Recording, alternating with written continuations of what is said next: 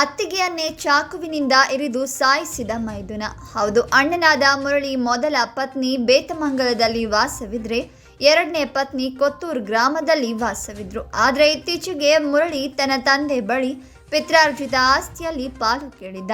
ಈ ವಿಚಾರ ಮುರಳಿ ತಮ್ಮ ಛಲಪತಿಯ ಕಣ್ಣು ಕೆಂಪಗಾಗಿಸಿತ್ತು. ಅಲ್ಲದೆ ಅಣ್ಣ ಮುರಳಿ ಎರಡನೇ ಮದುವೆ ಮಾಡಿಕೊಂಡಿದ್ದ ಆ ವಿಚಾರಕ್ಕೂ ತಮ್ಮನಾದ ಛಲಪತಿಗೆ ಕೋಪವಿತ್ತು. ಆಕೆ ತನ್ನ ಗಂಡನಿಗೆ ಎರಡನೇ ಹೆಂಡತಿಯಾದರೂ ಸಂಸಾರದಲ್ಲೇನೂ ಸಮಸ್ಯೆ ಇರಲಿಲ್ಲ. ಗಂಡ ಮೀನು ಹಿಡಿಯೋ ಕೆಲಸ ಮಾಡಿದ್ರೆ ಈಕೆ ಕೂಡ ಹೂವು ಕಟ್ಟಿಕೊಂಡು ಜೀವನ ಮಾಡ್ತಾ ಇದ್ಲು. ಹೀಗಿದ್ರು ಇವರಿಬ್ಬರ ಮೇಲೆ ಅವರದ್ದೇ ಕುಟುಂಬಸ್ಥರಿಗೆ ಆಸ್ತಿ ವಿಚಾರವಾಗಿ ಗಲಾಟೆ ನಡೀತಾ ಇತ್ತು. ಮೈದುನನೇ ಬಂದು ಅತ್ತಿಗೆಯನ್ನ ಕೊಂದು ಹಾಕಿದ್ದಾನೆ. ಮನೆಯಲ್ಲಿ ಚಲ್ಲಾಪಿಲ್ಲಿಯಾಗಿ ಬಿದ್ದಿರುವ ಹೂವು, ಅಲ್ಲೇ ಚೆಲ್ಲಾಡಿರುವ ರಕ್ತದ ಕಲೆಗಳು, ಇನ್ನೊಂದೆಡೆ ಮಗಳನ್ನ ಕಳೆದುಕೊಂಡ ಕುಟುಂಬಸ್ಥರ ಕಣ್ಣೀರು, ಈ ಎಲ್ಲ ದೃಶ್ಯಗಳು ಕಂಡು ಬಂದಿದೆ. ರಾತ್ರಿ ಗ್ರಾಮದಲ್ಲಿ ತನ್ನ ಅತ್ತಿಗೆಯನ್ನ ಮೈದುನನೇ ಚಾಕುವಿನಿಂದ ಇರಿದು ಬರ್ಬರವಾಗಿ ಕೊಂದಿದ್ದಾರೆ.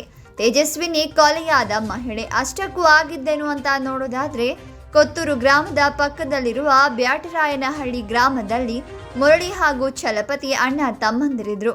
ಈ ಪೈಕಿ ಮುರಳಿ ಹಾಗೂ ಛಲಪತಿ ನಡುವೆ ಹಲವು ವರ್ಷಗಳಿಂದ ತಮ್ಮೂರಿನಲ್ಲಿರುವ 3 ಎಕರೆ ಭೂಮಿಗೆ ಸಂಬಂಧಿಸಿದಂತೆ ವಿವಾದ ಇತ್ತು.